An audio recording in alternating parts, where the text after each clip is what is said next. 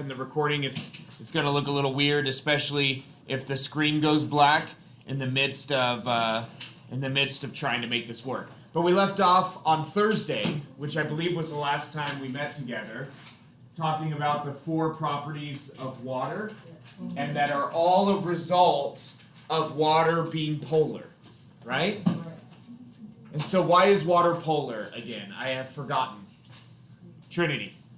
Because of the high specific heat. Well, that's one of the outcomes or consequences of it being polar. Katie. Oh, because it has an unequal sharing of electrons. Right, so the oxygen shares 1 electron each with its hydrogens, but it is an uneven sharing of electrons. The electrons spend a lot more time around the oxygen nucleus than they do around the hydrogen nucleus. So oxygen has a net negative charge, hydrogen has a net positive charge, creates a nice polar molecule where one side is positive, one side is negative. We know negative charges are attracted to what? Positive charges. So if you have one water molecule that has a negative pole and you've got another water molecule with a positive pole, guess what are going to stick together? The water molecules, right? And so one of those wonderful properties is cohesion. Wait, so it's polar because it's uneven sharing electrons? Yes, absolutely. And because there are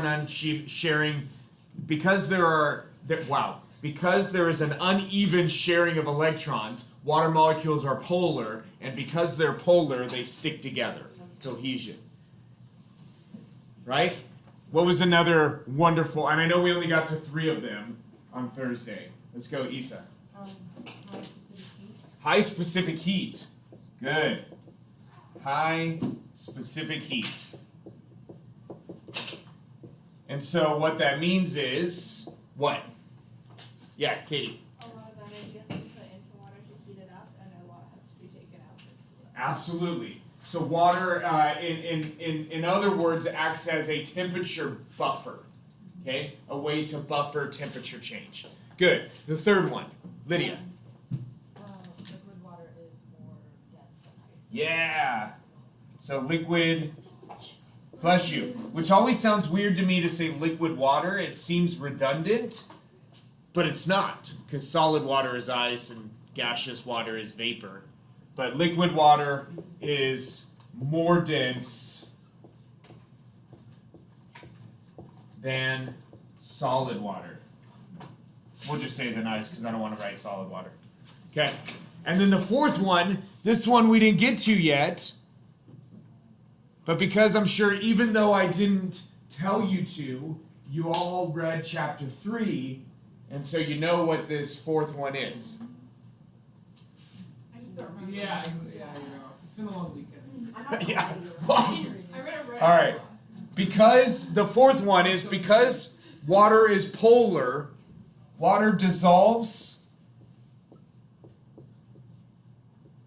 ionic compounds and anything polar.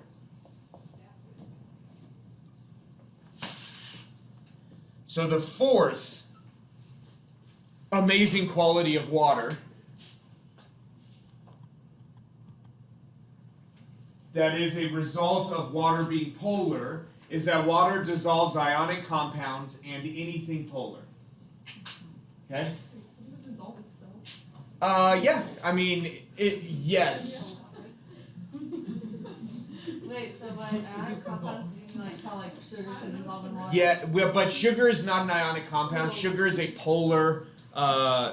Sugar's a polar molecule. Salt. Okay. Yep. Salt. I mean, generally all ionic compounds tend to be referred to as salts, but table salt, the best kind of salt. Yep, sodium chloride. All right. So these are the 4 characteristics of water that make water just a wonderful molecule to build living things out of, but also a wonderful molecule to cover a planet with for living things. All right? So what is a benefit of water molecules sticking together? this cohesion. Because we refer to these as, these are great characteristics of water. Rick? Like you can put a lot of things together in a bottle and drink it. Yeah, but you could do that even if the molecules didn't stick together, as long as they didn't repel each other, right? If they repel each other, now you've got a problem. But if they don't stick together, that's okay in terms of to force them together. If Yeah, they you said. could stick together, what would it look like? What would water look like? Well, it would spread more if you dumped it out of the bottle, right? It wouldn't have that tendency to stick together, right? The only way water's really going to spread is if you give it some good velocity when you dump that bottle out. Yeah. Maybe you couldn't make ice. Why? Because like if it would spread out more, you couldn't really make like ice cubes because it wouldn't pack in as much because it wouldn't come together. Maybe there might be something to that. Emma, Like oceans. what about oceans? They're like together. Like I don't know, it's just a guess. Like you know when there's like waves. I do know when there are waves. like Yeah. the water just like sticks Oh. together as one piece. Yeah, Lydia, and then back to Rick. Maybe like that. How to say it? Like water in general would spread out more. It would like cover more of the earth than it was. Potentially. That was you were going to say as well. One of the examples I gave on Thursday, and I know this was like the last 7 minutes of class on Thursday, and so I don't know how you tend to operate, but that last 7 minutes of class can be a little murky, right? A little foggy when you try to think back to either what happened right at the beginning or right at the end of class. But this is what allows, as plants transpire, right? As water leaves plants, it's not, I mean, it's a form of evaporation, but plants lose water. And as they do, water is pulled up the structures of the plant to take its place, and that's facilitated by the water molecules sticking together. So this allows plant tissues to stay hydrated. Kind of important, right? Because if plant tissues don't stay hydrated, and plants need water like we need water, plants are going to dry out. Our food can't eat plants, right? Which is sad. Although we also eat plants. Okay, so that's yeah. So can you say how that helps keep it hydrated? Yeah. Yeah, so the leaves of a plant, their stomata are open so that they can get carbon dioxide in so that they can do photosynthesis, right? Carbon dioxide is one of our reactants of photosynthesis. Yes? We'll see this again, I don't know, in a little bit. But y'all remember that. So plants have to get carbon dioxide into their tissues in order to photosynthesize. As they do, they lose water because those stomata are open, and so water will leave. It evaporates out of plant tissues, but you call it transpiration because it's a significant amount of water, so it gets its own name. And you're like, it may not be significant for a single plant individual, but when you're talking about something happening on a global scale, that's a significant event, right? Okay, so we call it transpiration. Plants lose water that way at the same time that they're trying to get carbon dioxide. Okay, they need carbon dioxide, so they have to put up with some water loss. Okay, and as that water evaporates or transpires, it changes from liquid water to gaseous water and becomes water vapor and enters into the atmosphere. Okay, and so now if the water molecules didn't move to fill that place, okay, you would have the leaves that would be devoid of water, which is a problem because the reactions that happen in plant leaves have to take place in water.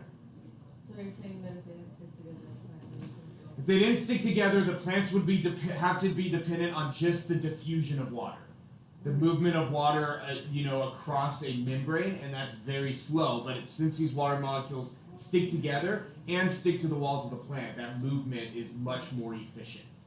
It allows plants the size of a tree to keep water moving up through their vascular systems and restoring or replacing all of the water being lost through transpiration.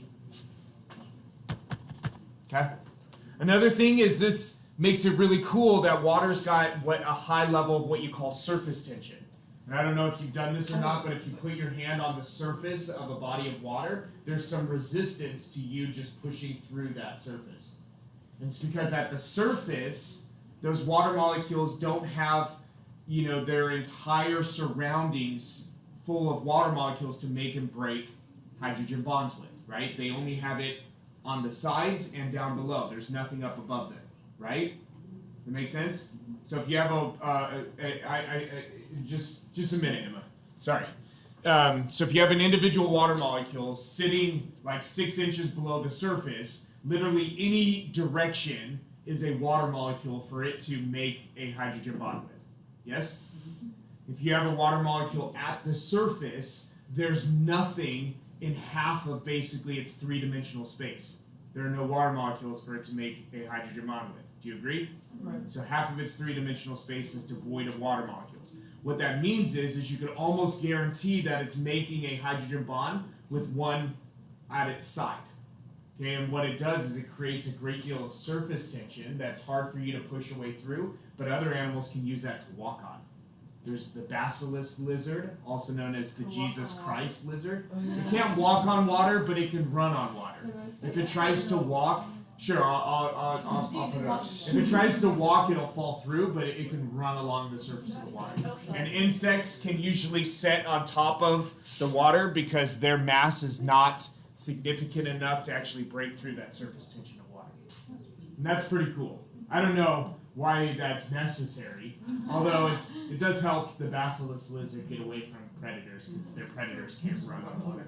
Emma. Like, it's probably like stupid, but like, does that have to do with why it's so hard to run underwater?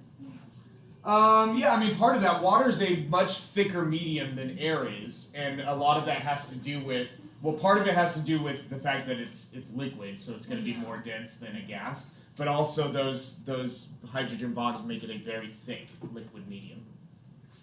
Certainly so.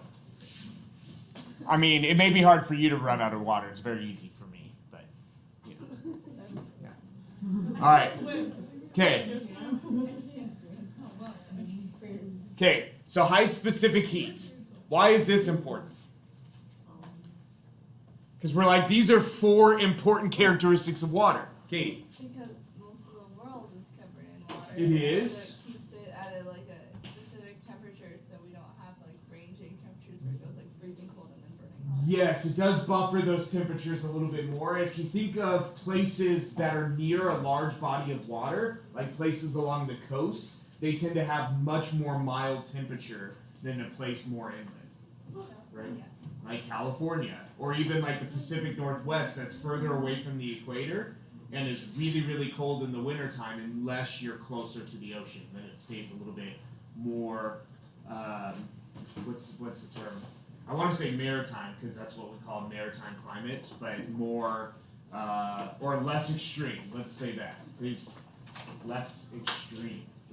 Isa and then Rick. I don't know if this is kind of stupid, but maybe because our whole, like 75% of our body is Yeah, no, that's not stupid. Yeah, and so not only does it help to buffer the globe from more extreme temperature fluctuations, it keeps bodies from experiencing more extreme temperature fluctuation. It's an incredibly important aspect of water having a high specific heat. Yeah.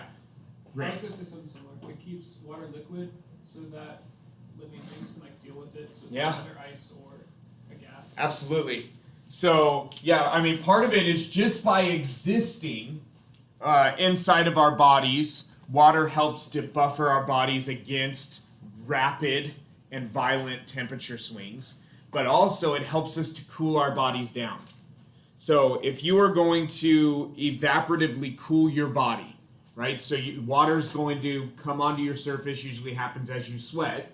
And then it's going to change from liquid water to gaseous water. It's going to have to absorb a great deal of energy to do that. One is it's going to have to heat up from our body temperature is on average 98.6 degrees Celsius, right? Water, Fahrenheit, right? not Fahrenheit, I'm sorry, not Celsius. Wow, that'd be really hot. But then water converts from liquid to a gas at 100 degrees Celsius. Right, so we're at 37 degrees Celsius, 100 degrees Celsius. It's going to require a lot of energy in order for you to break the liquid water on the surface of your skin into and allow it to become a gas.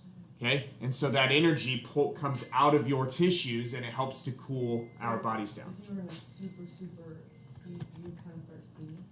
Oh, Oh, sure. yeah, we Yeah. could. Like that's what happens in football games. It's more like when it's cold and you're really hot. How does that work? So It's like when you take off your helmet and your head like starts to steam. yeah, so what's happening is you are losing water, right? Uh-huh. And so that water is condensing. So you're just seeing the water around your body condensing and converting back into a liquid. Also happens when you breathe out when it's really cold. Yeah, Emma. Two questions. Yeah. Two questions or comments? Question. Okay. So when when you're sick and your temperature raises, is that like the water in your body that is? Well, that is also raising in temperature, but that's not what triggers it. What triggers it? But yes, I mean your body is 70 to 80% water by mass. There's an enormous amount of water in your body, and it is heating up. Oh yeah. And then when you're sick, why do they people touch your forehead to see if you're warm?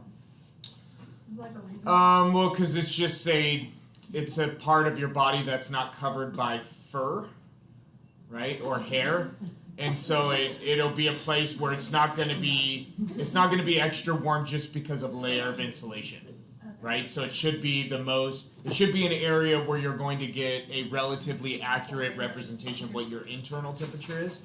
If you did underneath your hair, that's going to be warmer than what your internal temperature is. Also, if you do a lot of kids, they'll do it in their armpit. Yeah. Because they don't have BO yet. Well, I think it's just because it's hard to get them to hold something under their tongue. I think it's the big issue. You can just do the little one that you run along the forehead real quick or the ear. I like the ear. Was that it? Okay. So we understand the value of water having a high specific heat. Cool.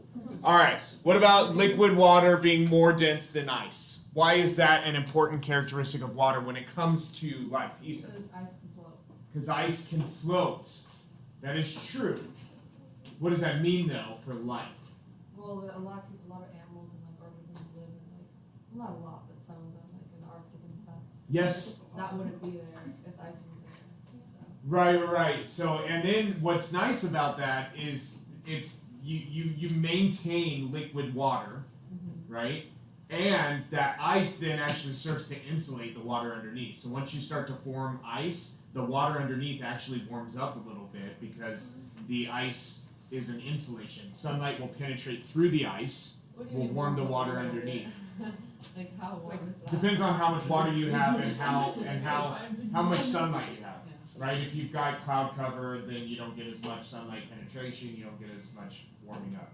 Lydia. Also, and if ice was on the bottom of the ocean, wouldn't it start freezing some of it eventually? Sure. Okay. So It keeps things alive, like the fish and stuff. Yeah. It They'd all does. die if it all just froze. That's true. And the penguins, all of them. Yeah, because a lot of the organisms that live in water, they respirate through the water. They pull oxygen out of the water. And I don't know if you know this or not, but cold water holds oxygen much, much better than warm water does. Just putting that out there. Mark. Wouldn't the bottom of the ocean also be in certain cases warm because of the fact that it's closest to the mantle, plus it's plus a bunch of those thermal vents? Yeah, it's only warm around thermal vents. It's in every other place, the bottom of the ocean is 4 degrees Celsius, which is where water reaches its maximum density, is at 4 degrees Celsius. Once you get to 3 degrees Celsius, it's less dense than it was at 4. It starts to expand as it starts to become more solid-like. Emma. How do fish gills work? How do fish gills work? Yeah. They have what's called a counter current exchange system where it's just a place where the blood can get really close to the surface and it flows in the opposite direction in which water is flushed through the gills. So water flushes through this way, the blood runs this way, and so it keeps a maximum amount of difference between the amount of oxygen in the blood and the amount of oxygen in the water, and between the carbon dioxide in the blood and the carbon dioxide in the water. And so it's just a place where the blood can get really close to the surface and water is flushed across, blood runs the opposite direction, gets oxygenated from the water, and gives its carbon dioxide to the water. We'll talk about that more, I don't know, when we talk about our different forms of life. Lydia, probably in January. if ice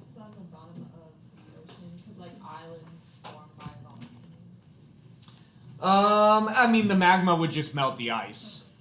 So, maybe, yeah. I don't know. That'd be pretty sweet. Alright, so are we good on this one? Okay, this one of all of these is by far the most important. Undoubtedly, number 4 is the most important characteristic of water. The fact that water can dissolve anything ionic and anything polar. Okay? This is what allows water to be what we call the universal solvent. Solvent is a general term that means a fluid that material is dissolved in. Is water a fluid that material is dissolved in? Yes. You bet it is, right? And it's a universal solvent because it can dissolve anything ionic or polar, and you find it everywhere. Okay?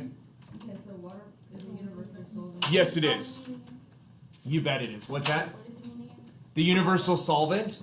It just, solvent, again, it's a fluid that materials are dissolved in. The solute is dissolved in is the term for that. And then because water is found virtually everywhere and it dissolves anything ionic or polar, we call it the universal solvent. Isa. You said water is a universal solvent because it is. Because it's virtually everywhere and it dissolves anything ionic or polar. Alright. And so anything ionic or polar, we refer to these things as hydrophilic. Sorry, I left off the R, so I put it in there. But it's tiny. Hydrophilic. So anything ionic or polar, we call hydrophilic, which literally means water-loving.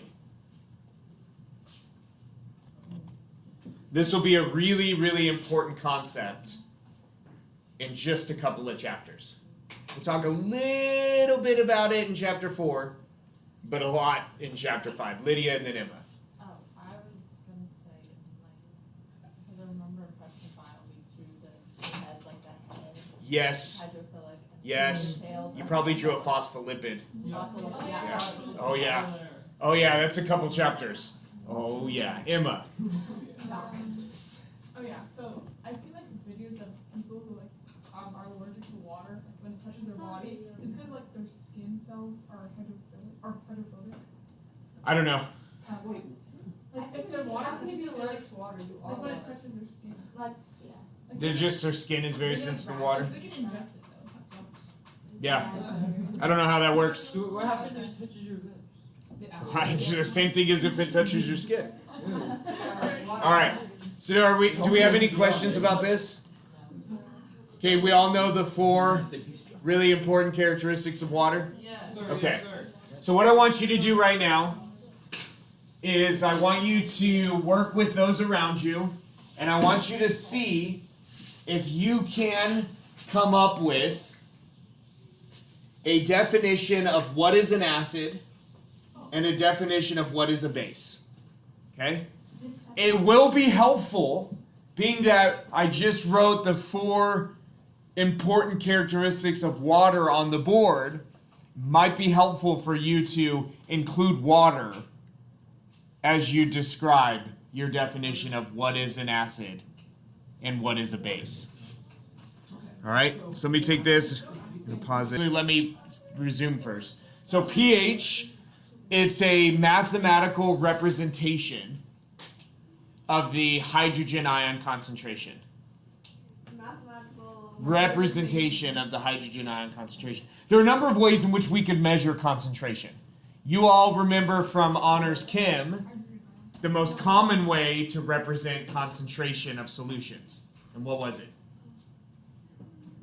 Started with an M and rhymed with olarity. Malaria. There we go! Look at you guys are on it. I mean, just on top of your game. Okay, so we have molarity, which is the most common way to represent concentration. So we could do the molarity of hydrogen ions, but that's not what we do. We measure it a different way. We measure it as the negative logarithm of the hydrogen ion concentration. Okay, so now this one would be in molarity, and then we apply this to a scale that is a little bit more meaningful, I suppose. All right, Cool. Because otherwise, I mean, your hydrogen ion concentration might be, 1 times 10 to the minus 5 molar. You're like, what does that even mean? And then we can take this and we can put it on a scale of 1 to 14. Okay, actually it goes 0 to 14 because you can have a pH of 0 and you can have a pH as high as 14. What is the pH of 0? Is the base? No, that's something very, very acidic. That is as acidic as you get. Oh. Anything under 7 is acidic. Oh, I'm sorry. Anything over 7 is basic. Gotcha. Okay, so now we've got some definitions. Oh, you bet I can. Not only can I repeat that, but I'm going to write it on the board. Acid. Anything. Anything that when dissolved in water. Anything that when dissolved in water produces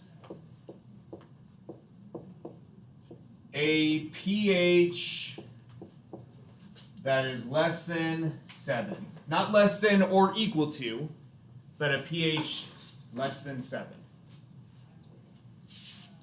Alright? And here's one way to define an acid referencing water, and not only referencing water, but referencing water as the universal solvent, which was our 4th point and the one I told you was the most important point of all of the important things about water. How do you think we should define a base? Wait, Trinity. Something wrong. But like anything that when dissolved in water produces a pH that's more than 7. Yes, that's not wrong. Man, I'll write it all again. I was going to figure out a way to shorthand it, but I'll write it all again for your pleasure. Anything that, when dissolved in water,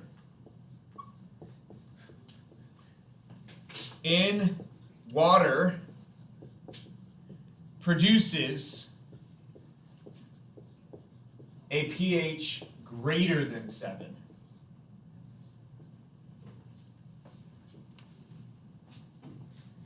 This one is less than 7. This one is greater than 7. Neither of them include 7. And so what would happen if our pH was equal to 7? Well, it is the pH of pure water, but we would call that neutral. It is neither acidic nor basic. It is neutral, and it does happen to be the pH of pure water. Lydia. Oh, that was my question. Oh, okay. All right. You like this? We defined these in terms of water and in terms of the most important characteristic of water. Emma. What do you mean by pure water? Pure water, water with nothing else in it. Yeah. So like spring water? No. Although spring water is going to be pretty close usually, and it might be right at 7. Other things have a pH of 7 as well. It's not just water. What else? But it's like, if you've got water with some minerals in it, it's very likely that the pH is actually going to be greater than 7.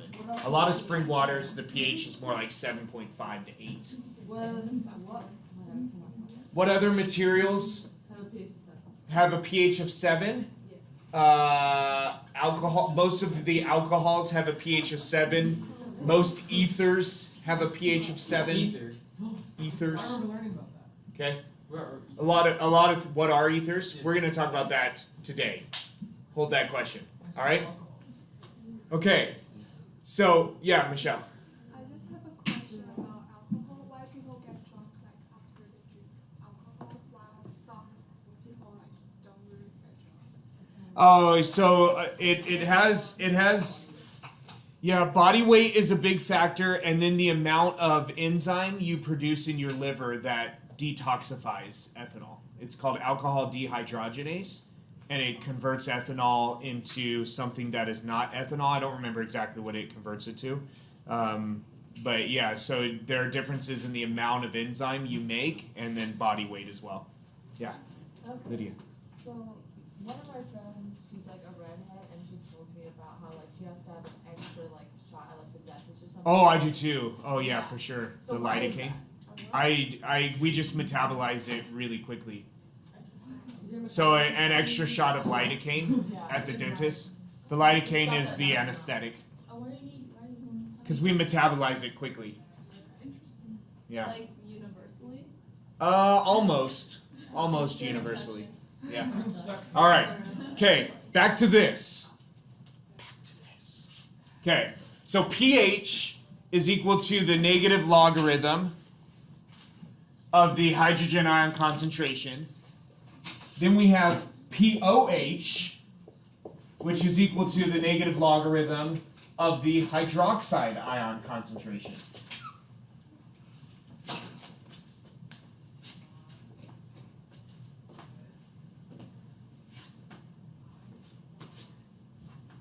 Those are lowercase p. Those are lowercase p. Sorry, it's.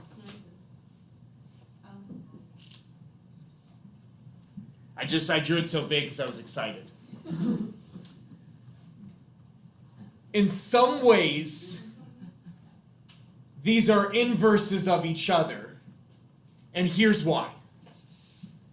Somebody tell me the empirical formula for water. The empirical formula for water. H2O. Oh, that's I thought that was way fancier. No. Nope. Nope, that's what I wanted. Okay. All right. Okay. So, water molecules dissociate. Do you remember what this arrow means? Equilibrium. It goes either way, and if these are the same size, it's at equilibrium. Okay? If one of these is smaller, it tells you you're making more product or more reactant. But this is just telling us that the reaction goes in both ways, and if the arrows are the same size, it's implied that it's at equilibrium. Okay? So water dissociates into hydrogen ions That's oxygen. and hydroxide ions.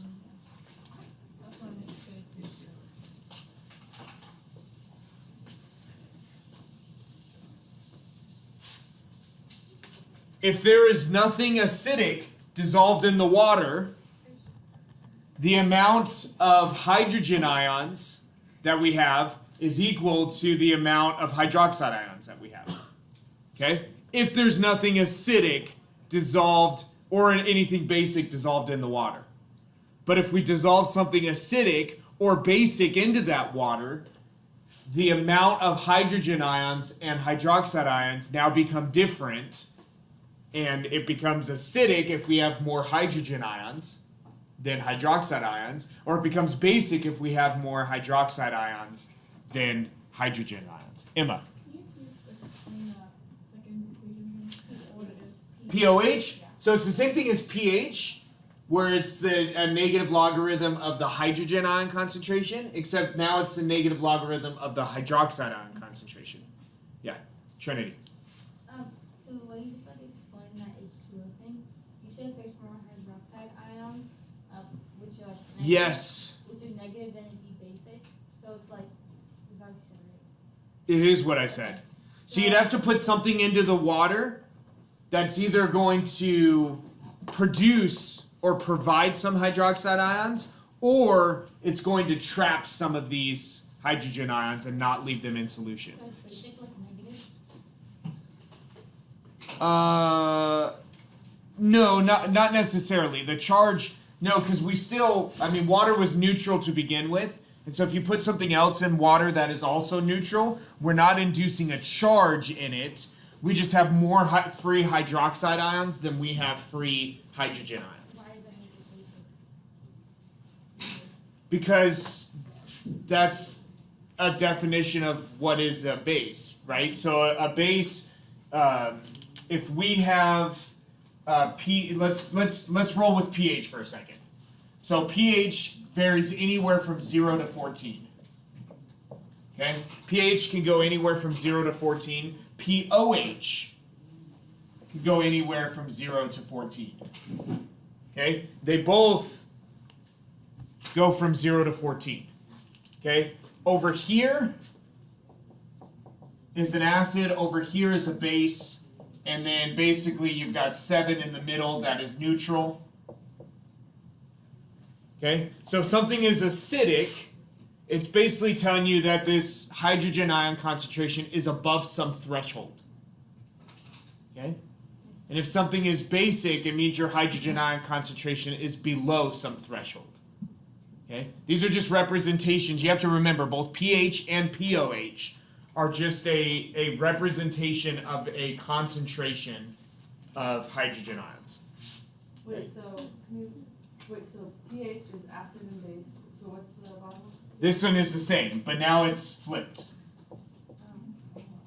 It's just opposite, then, right? Yes. So if you have a pH of say, If your pH is 0, your POH is going to be 14.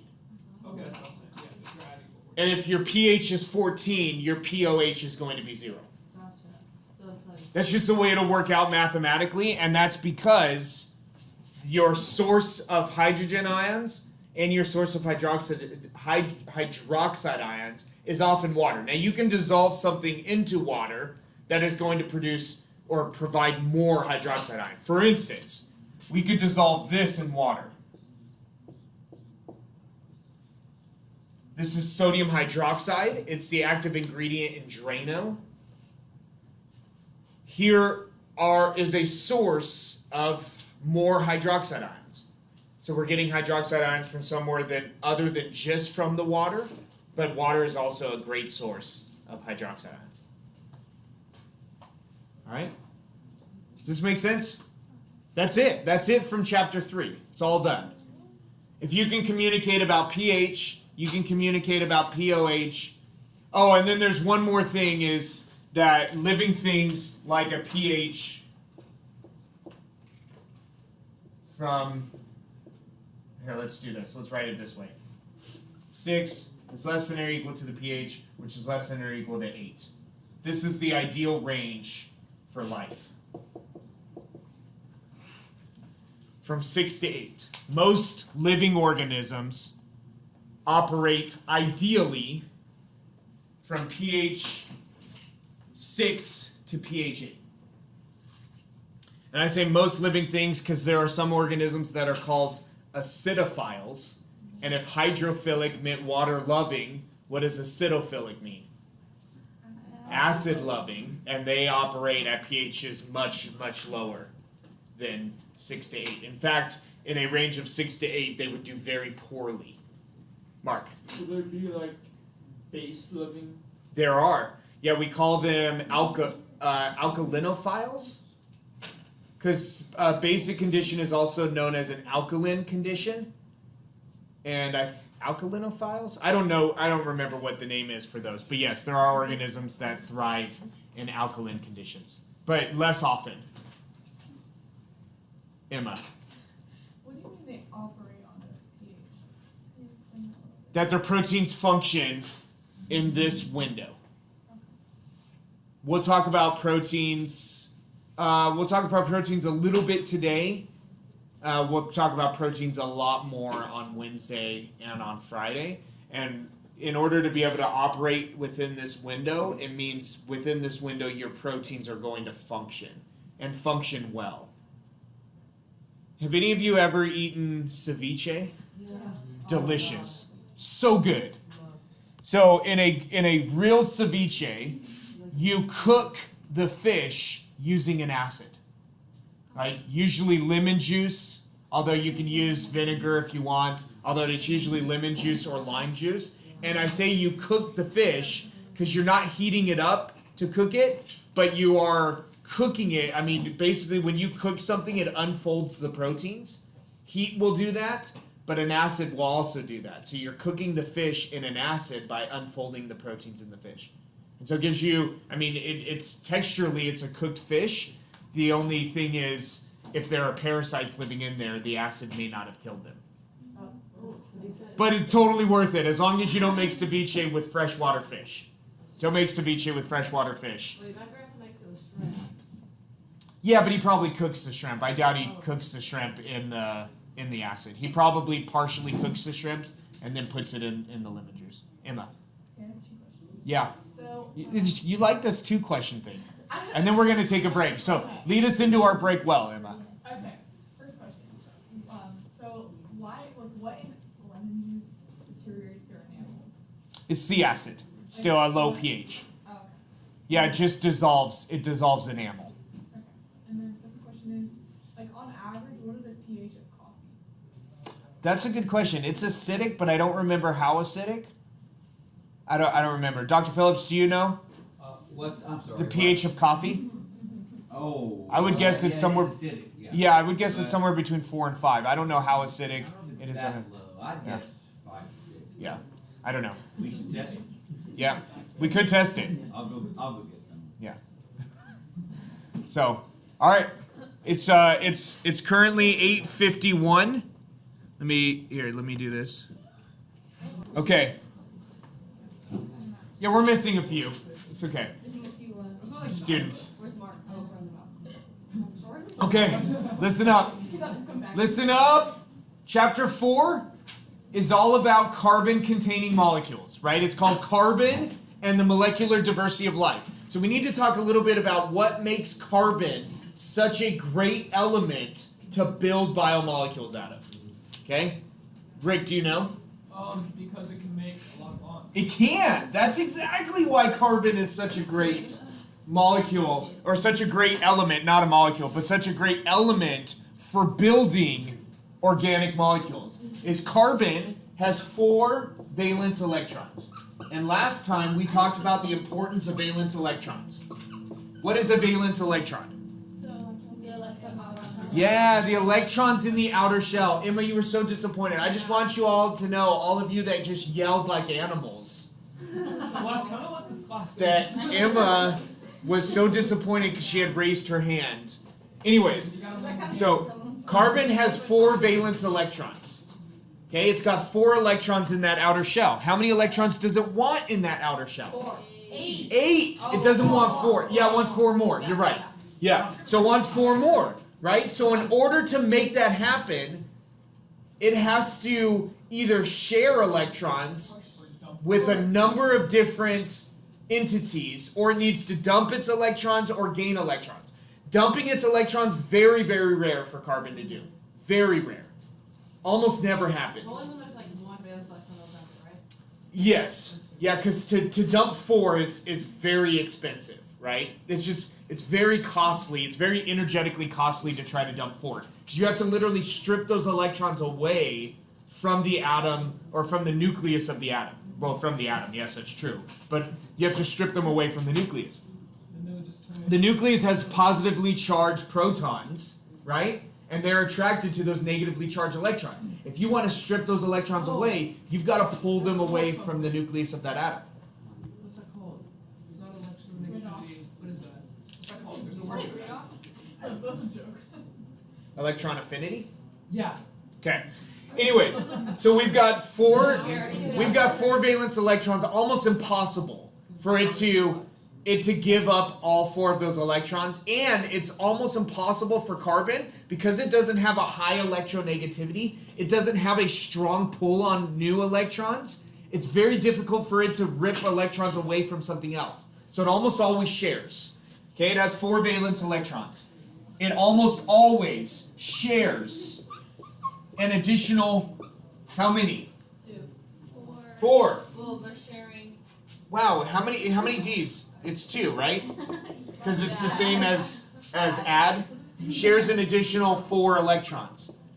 Now this may come from all of this, like the same atom, right? It might share electrons with a single atom, but more often it shares electrons with multiple different atoms.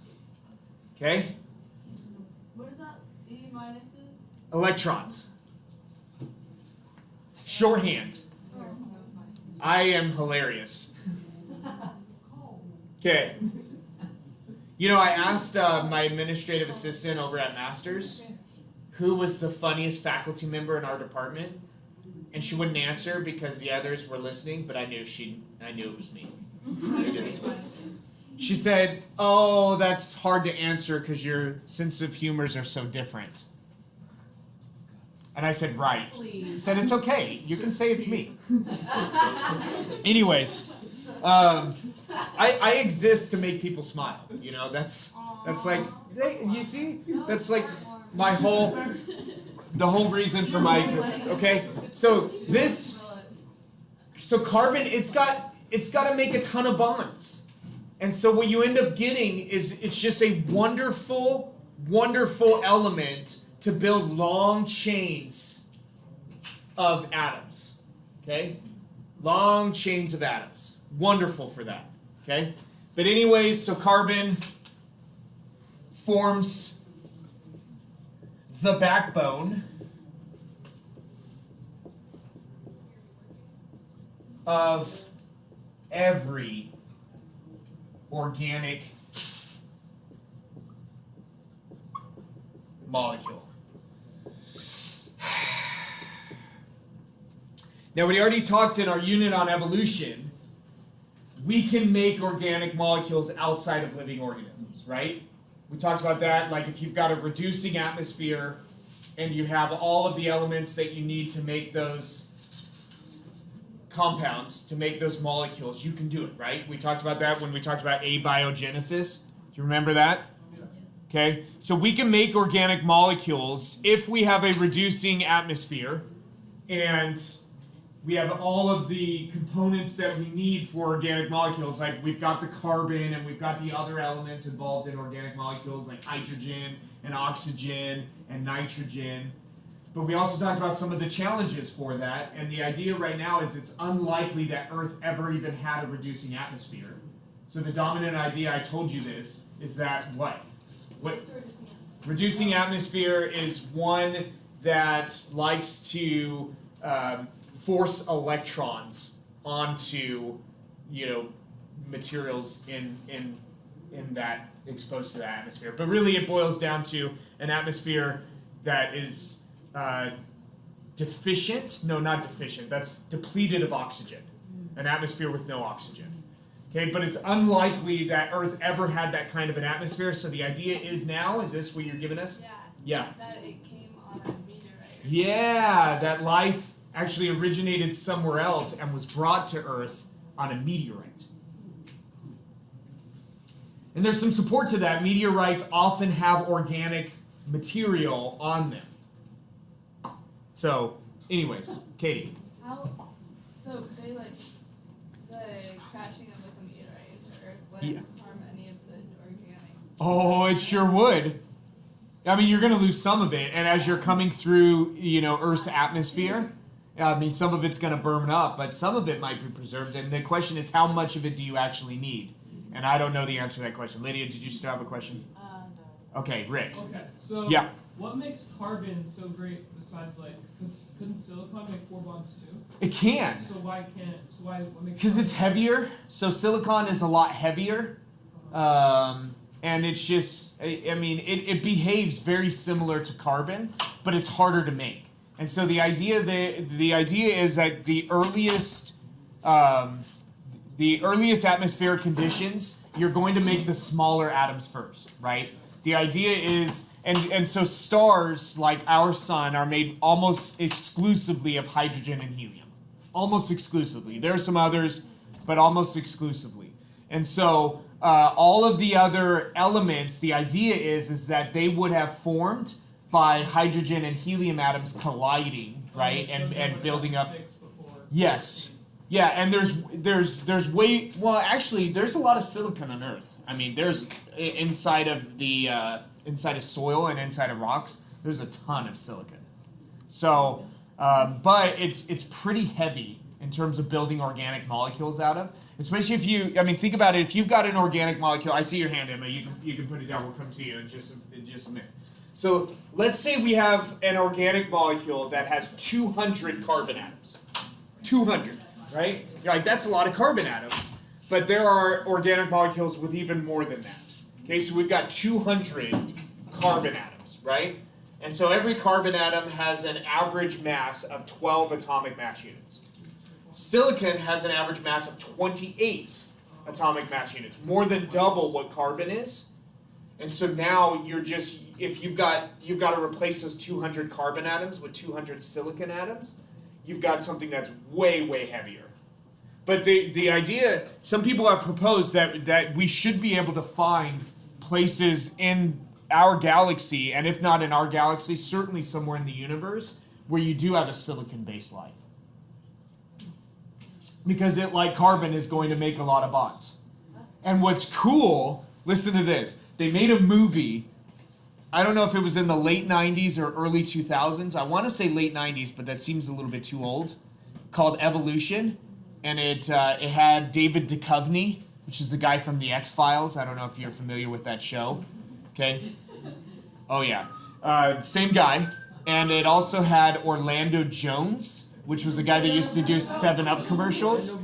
And anyways, an alien life form comes to Earth and is evolving incredibly rapidly. Like, it starts off with just, like, single-celled life, and then within days, it's got, like, these complex multicellular forms that are wreaking havoc on Earth, but it's a silicon-based life. And then so look at this is what they do. They're like so they're like, for carbon-based life, arsenic is like it just poisons carbon-based living forms. So if these are silicon-based life, I bet it's going to be antimony that's going to be the poison for that. And then they use Head and Shoulders. No, you know what? It's not carbon-based life. I'm sorry. It's not silicon-based life. It's nitrogen-based life. Wow. Yeah, I know. I just ruined the whole thing. But they still do. It's like arsenic. So you do this L to get the arsenic. And then you do that same L and you get to selenium. And they're like, where are we going to find selenium? And this one, like, this airhead guy, he's like, hey, there's selenium in Head and Shoulders shampoo. And then so they get a bunch of Head and Shoulders shampoo and they launch it into like this massive alien creature and kill it. It's pretty epic. Yeah. Lisa. Like, that's like the best, stupidest thing in the world. Yeah. So, do you watch, since you know so much about just everything, do you watch movies and stuff and just think that's so unrealistic? Oh, all the time. But that was so kind of you. You know, and silly things bother me. Like, I'll be watching a movie like, Finding Nemo. It's like the whole idea is absurd, right? And it's so. Well, I mean, these animals, like the fish can communicate with literally everything else that lives in the ocean, including they can also communicate with pelicans, no problem, right? Like the whole thing is like absurd, and then I'm upset that when Mr. Ray is swimming away and he says, keep your supraesophageal ganglia to yourselves, as they're all swimming away, as a supraesophageal ganglion, it's a primitive brain. And I'm like, that's not, you can't use the term that way, it doesn't make any sense. But the whole movie doesn't make any sense. Yeah. I saw Supraesophageal ganglion. I saw like basically the movie, like one movie that I know that basically has at least something that's like is at least a sort of silicon based life form is like I believe it was it was like the other like it was I think it was called Galaxy Quest or something. Okay. It was like the little like spin-off, like really comedic spin-off of Star Trek. Yes. Okay. It had silicon-based life. It had like a giant like rock monster. Yeah. You know, and honestly, other than the fact that silicon is more than twice as massive as carbon, I mean, it is a great material to build organic materials because it makes a bunch of bonds like carbon does. Emma. Okay, I have 2 questions. Okay. This is probably dumb, boys. Why is the sun so hot? Like, Because the fusion reaction releases an enormous amount of energy. So the sun is fueled by the fusion of typically it's deuterium, which is a form of hydrogen that has 1 neutron and 1 proton. The most common form of hydrogen on Earth has 1 proton and 0 neutrons, which is why the average atomic mass unit of hydrogen, or the average mass of a hydrogen atom, is 1.008 atomic mass units. which if the proton has a mass of 1 atomic mass unit, it means the overwhelming majority of hydrogen atoms on Earth don't even have a neutron. Okay? And so hydrogen atoms with 1 proton and 1 neutron are called deuterium. And so the most common reaction is the fusion of 2 deuterium atoms together to form helium, and that releases an enormous amount of energy. Yeah. And then your second question? So I know like just the sky is blue, like the ocean is blue, so reflections and stuff like that. Yeah. When the sky is a bunch of different colors, how does that work? Oh yeah, I mean it's just there are other things. That other thing that light is reflecting off of that usually get drowned out by just the an enormous amount of light penetrating. But at sunsets you don't have as much light penetrating, and so what's happening all the time doesn't get masked by just having an overwhelming amount of light entering.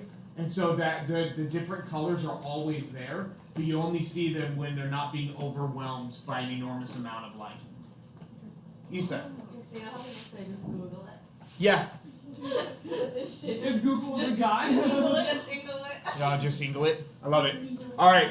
So here are just a couple of examples of organic molecules built with carbon. And look, this carbon, how many bonds is it making? 4. So it's sharing 1 electron each with 4 hydrogen atoms. And this right here is methane. It smells wonderful. Right? It's a wonderful, wonderful organic molecule. Here is ethane. And so now this carbon, how many bonds is it making? Still 4, but one's with another carbon. And you can do this and string together literally thousands of carbon atoms and build some really large, really complex organic molecules. And just do wonderful things. Interesting. Yeah, I know, right? And then, look at this. Look at this. Oh. I know. I don't drink coffee very often. I can tell. I can tell. It's getting to me. He's getting red. So how many bonds is this carbon atom making? Still 4. Still 4, but now it's making 2 bonds with this carbon. And so it's still accounting for all of these. But the nice thing about this type of bond is it gives some 3-dimensional flexibility. So this, however you rotate this bond here, it's going to produce basically the same thing, right? You can rotate that bond around and it really doesn't matter. Your molecule is still the same in 3-dimensional space. Having this kind of a bond, with here, it doesn't matter all that much, but what if we did this? Watch this.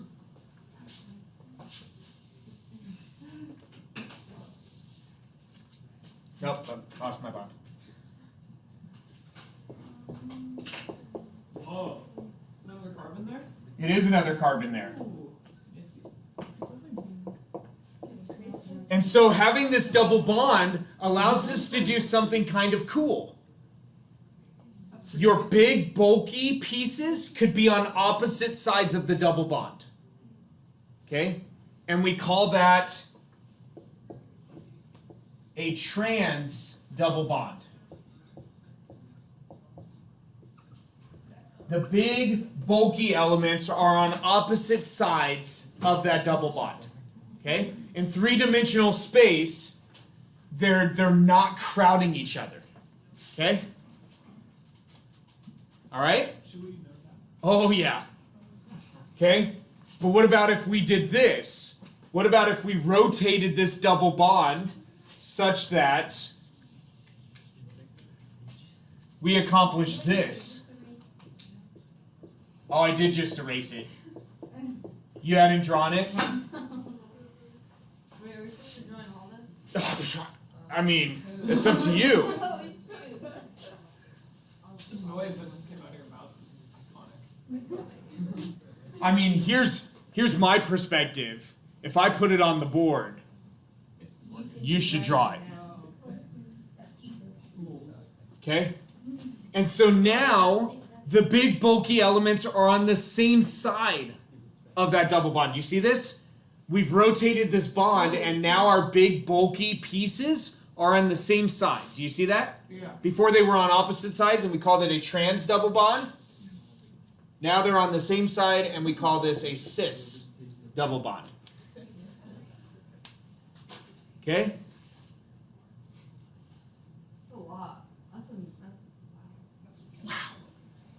This, Wait, what is that? Whoa, whoa, whoa. this is organic chemistry for you. Craziness right there. That's so bad. You could just figured it out. No. You get the same amount of So yeah. Who's going to be a doctor? I want to be done. Oh. What kind of doctor? I wanted to be a medical doctor for about 5 minutes. Like what kind of Well, long enough that I applied for medical school and I took the MCAT and spent a ton of money. And then I started volunteering in an emergency room. And I realized I just am not a very empathetic person. No, I just... So what kind of doctor are we talking about? Are we talking like Dr. Engel doctor? Yeah. Or are we talking like So I was like, you know what, I'll do a like medical PhD doctor? and just not deal with sick people. So, I just- so what kind of doctor are you talking about? I think she's talking about a medical doctor. I would be a medical Alright. doctor. Okay, so is this alright? So double bonds, this is going to be an important concept to remember in just a moment here. Okay? Yeah, Katie. So they're in both of these examples, they're on opposite sides of the double bond, but they're on the same like what would you call that? They are spaced because They're on the, so if this is the double bond, right now they're on the same side of that double bond. And then if they're on opposite sides of the double bond. Yeah, so you're thinking about it this way. What we're talking about when we're talking about cis bonds versus trans bonds, we're talking about this way. okay. This side of the double bond, this side of the double bond, and not this way. Yeah, that's a good question. All right. Just that, like, other way. Okay.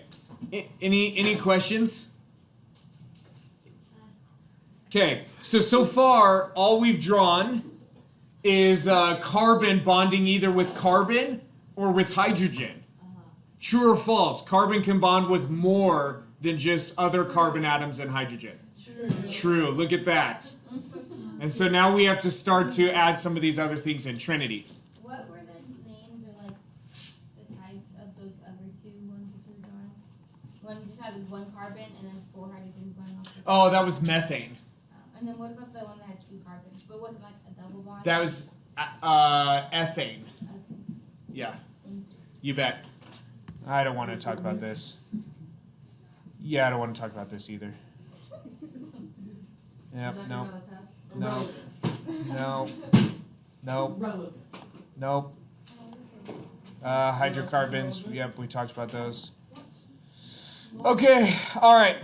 Cis, we talked about cis trans isomers. Okay, so now what would the molecular formula of this be? C. It'd be C4, right? 1, 2, 3, 4, and H 8. Okay? Whoa, not 8. H Upside down. 8. Okay? So that would be the molecular formula for this, yes? Yes. Not the empirical. The empirical formula would be CH2. But this is a molecular formula for this. What about if that double bond were rotated? It'd be the same. It'd be the same thing, right? If we rotated that double bond and we had a trans double bond. Kyle, welcome. Did you fail?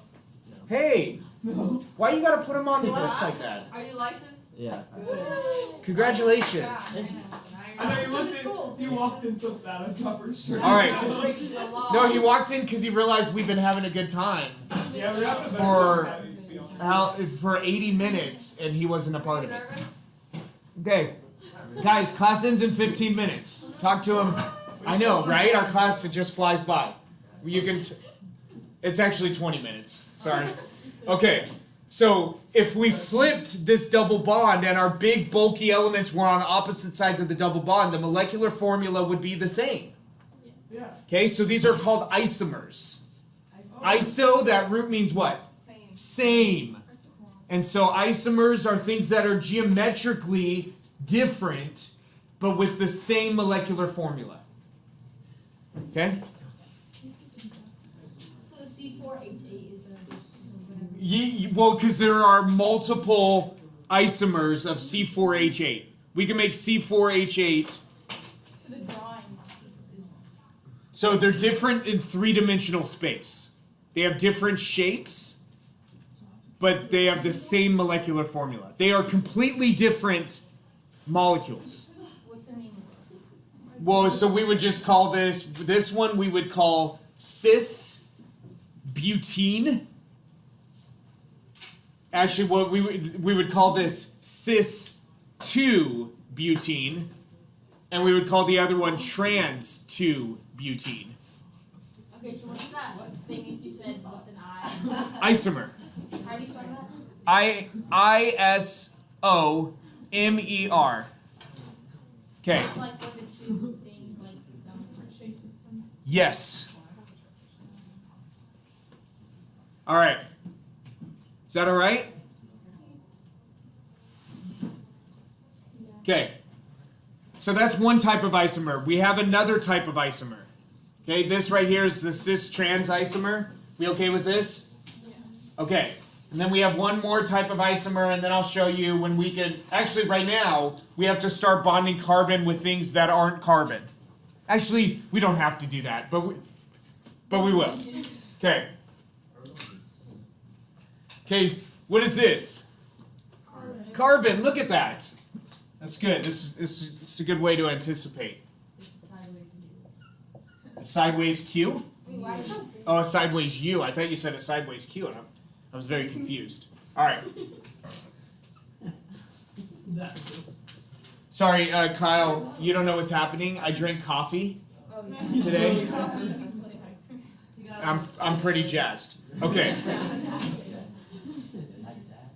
You missed the whole day, Kyle. Don't say that. It's been fun.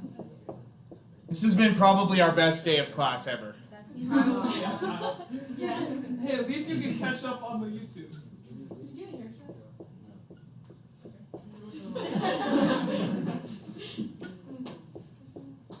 Okay. Oh my god. Oh boy. Oh, it's only gonna get better. Wait. Well, that's Are a those thick two compound. What? No, these right here. No, it's just showing that this bond is going backwards. Here, let me do You this. want us to draw that? Oh, it's like three-dimensional. Yeah, Yeah. Wait, what? three-dimensional. It's going back into the board. Yeah. I'm so confused. I don't get that. That made it more confusing. I know. It's three-dimensional. These are all in plane here. Okay, right? So here's one plane, and all three of these bonds are in plane, and then that one is either going backwards or coming out this way. Whichever way you want to interpret it is fine. It's very straight line. I guess. But this is better. But what's that called again? This It No, could no, be like the- that thing entirely. what? So let's Is there a name? No, the This? entire thing. Not. I mean the entire. Oh, you want to know what the name of this would be? Like, put it under that. Oh my goodness. It would be 2-butanol. What are on the test are you gonna give us like a picture of how to name it or how No. This is not organic chemistry. That was You're just asking me for what these names are, and I'm just telling you what the names are. Wait, so on the test is any of this gonna be on there? You need to be able to know what a cis trans isomer is, Okay. and then you need to know what this type of an isomer is. Trans isomer? Cis trans isomer, right? Where you have the big bulky, but that's not what this is. We already talked about that. That's where you have a double bond and you can have everything on the same side of the double bond or the big bulky elements on opposite sides, right? That was our cis trans. Yeah. This one is called Enantiomers. Let me spell this right. Enantiomers. And what these are mirror images. So this isn't like rotating that double bond. This is, which is what we get with cis trans isomers. This is mirror images of each other.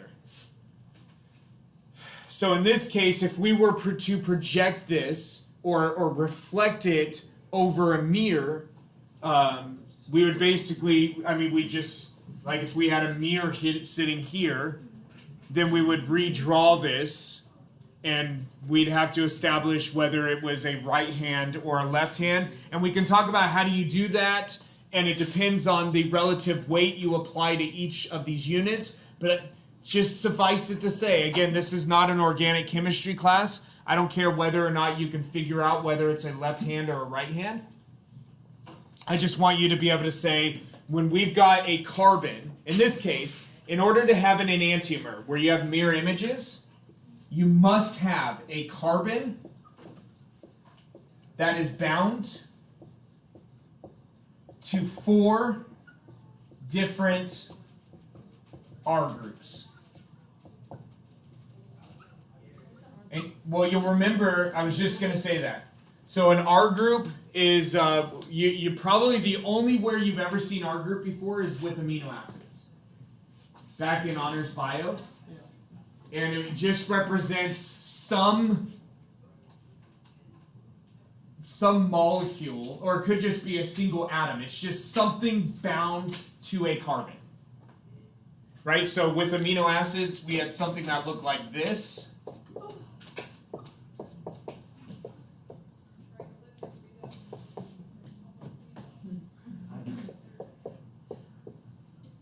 Right? Oh yeah, I remember. The amino acids, and you saw R group, and this R group could, in theory, be almost anything. And so we're just using it to represent something bound to a central carbon. And the same thing, that's what I mean here with these R groups. It's just something bound to a central carbon. Okay? So in order to have an enantiomer, you must have a carbon bound to 4 different R groups. Here's a carbon. What is this R group? Hydrogen. What is this R group? Hydroxide. Are those different? Yeah. Yes, they are. What is this R group? It's a 2-carbon chain. What is this R group? A 1-carbon chain. Are those different? Yes, they are. Is this carbon bound to 4 different R groups?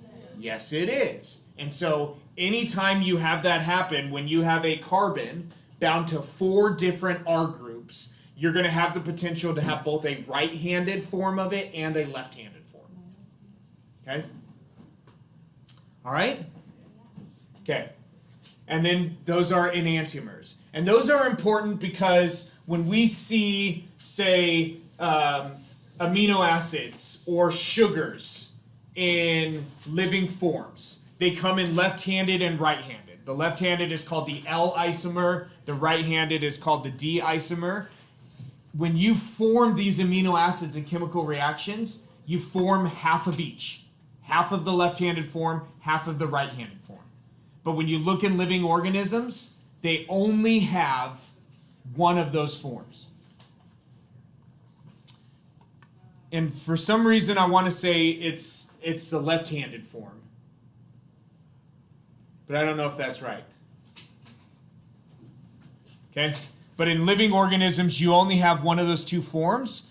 But when you look into living forms, only one of those. Oh yeah, it is the left-handed form. Nice.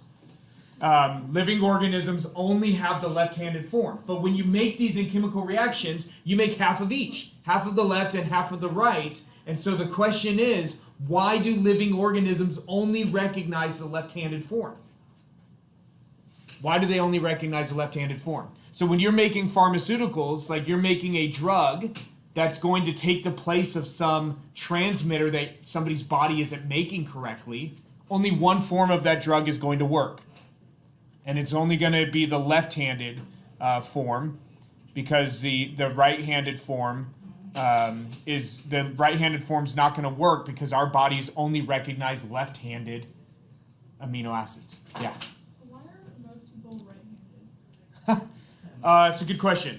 You missed it. Okay, I don't ask that many questions. I don't know the answer to that question other than just saying that genetic form, it's genetic.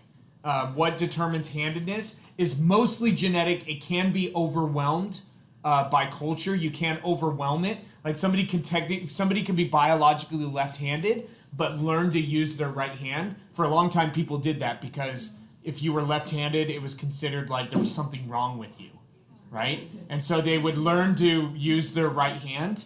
And vice versa. You could be right-handed, but learned to basically force your body to be left-hand dominant. But it's genetic. It's genetic based, and it's just the right-handed form is far more common. About 90% of the human population is right-handed. You know what's interesting is snails' shells can be right-handed or left-handed. And because the opening to a snail shell is not right in the middle, it's actually displaced to one side. And so the shells can be right-handed or left-handed. 90% of snails are right-handed and 10% are left-handed. Almost exactly the same as humans. Yeah, Lydia. People who are ambidextrous. Ambidextrous. So people that are ambidextrous, as far as I know, it's usually a developmental issue, to where they are genetically they're one or the other. Genetically they're either left-handed or right-handed, but something happens developmentally to give them, similar abilities on. Now some people force themselves to become ambidextrous, but some people are naturally that way, and it's probably developmental that a lot of times I think they can tie it to like genetically you're left-handed, but something happened in your development and it weakened the left side of your body. So you always compensated with the right hand, but you're left side dominant, but you've compensated and strengthened your right side. And so now they're relatively equal. Yeah, in 8th grade, I broke my right arm really bad in football. And so I just learned to do everything with my left hand, and for like a year I could do everything with my left just as good as my right. Yeah, I had the potential to do that. I shattered my right thumb playing baseball, and I'm right-handed. And so I was like, this is a great opportunity to learn how to be left-handed, to learn how to be ambidextrous. But instead what I did is I just talked my friends into doing everything for me. No, that was the opposite. No, I'm gonna do this. Right? And so I had people that would take notes for me, and I had people that would write. Yeah, I had people that would do, like I would dictate my math work to them and they would write it for me. It was wonderful. For like 6 weeks. Well, and then, I mean, that thumb took an unusually long amount of time to heal, of course. By 2-3 months. It should have been 6 weeks, but I'm like, man, it's just this lingering. Isa. I got in a car accident and I sprained my right wrist, so it was in a cast for like a week. So like in that week, I got out of everything. Like they didn't make me do anything. Yeah, I didn't have very sympathetic teachers. But I had teachers that didn't pay close enough attention, and they didn't realize that I was enslaving my friends. Yeah, Mark. I remember, basically, I'm usually right-handed, but whenever I do archery, I always do it left-handed. Okay. Yeah, so It's always whoever I do. so I am, again, this has very little to do with what we're talking about here. But I'm right-handed, and so, but I can't, my left eye is horrible. So it took me a long time to realize that, and so I struggled to bat right-handed even though I was right-handed. And I was actually in some ways able to bat better left-handed because my right eye is so much stronger, until I realized that, and I'm like, why don't I just get corrective lenses? And then we can fix this problem. And it like revolutionized me as a baseball player. Yeah, Katie. My brother, he's right-handed, but he does all sports left-hand. Like he's a pitcher and he throws left-hand and he bats. Actually, he bats both ways. But Yeah. like he learned how to bat right. Yeah. But he can bat left-hand better. I mean, the thing is, hitting a baseball with a bat is not natural, right? It's not something like you're born with these capabilities. Like you have to learn it, right? And so you can learn how to hit. Usually, you can learn how to hit left-handed just as well as you can right-handed. It just has to. I mean, it has a lot to do with which eye is dominant as well. Emma. How are like one of your eyes worse than the other? Like, how can you strain one eye and not the whole? It's usually a developmental issue. Yeah, it's a developmental issue, and there are a number of things that could be the result of that. It's like the face of a boomerang? Well, wow. So, anyways, your eyes develop at the same time in utero, but they don't develop as like a single eye and then split into two, right? They develop at the same time, but they're developing as separate entities. so they can have slightly different environments and can develop slightly differently. Lydia, did you have something? No, I did not. Okay. All right. Okay, relax. We have 4 minutes left, and I want to give you 7 functional groups. So carbon, I just showed you this in the last one. Carbon can bond to more than just hydrogen and carbon, right? I added the carbon, it was bound to a hydroxyl group. Okay? And so we're going to do 7 functional groups. Okay? You ready? 7 functional groups. What is this? These are functional groups. These are drawing? Yes. So carbon can be bound to this functional group. Okay? Carbon can be bound to this. I was making fun of Kyle. It's okay. Kyle, do it. No. Kyle does it cooler. Okay. Carbon can be bonded to this functional group. It can be bonded to this He's like, you can do that. functional group. Wait, so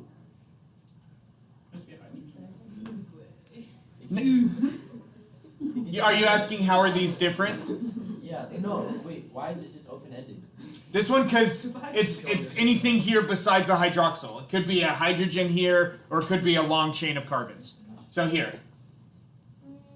That way we don't leave it open-ended. I get that. I can understand why we wouldn't like the open-ended. Is this one? No, these are 3 different functional groups. These are just functional groups that are biologically important.